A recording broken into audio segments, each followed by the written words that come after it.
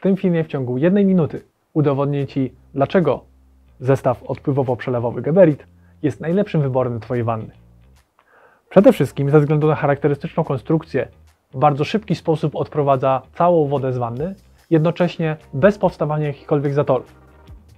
Tym samym cała konstrukcja pozwala na montaż w każdej wannie, a niski profil zapewnia łatwość montażu nawet wtedy, kiedy pod wanną jest niewiele miejsca. Ponadto jest dostępny w różnych wariantach wykończenia, takich jak chrom, kolor biały czy kolor czarny, który będzie doskonale komponował się z innymi czarnymi akcesoriami w łazience. Taki syfon Geberit będzie doskonałym uzupełnieniem każdej wanny, ale najlepiej będzie prezentował się oczywiście z wannami Geberit. Wybierz bezpieczeństwo i zestaw odpływowo-przelewowy Geberit i przekonaj się, że lepsza łazienka to lepsze życie.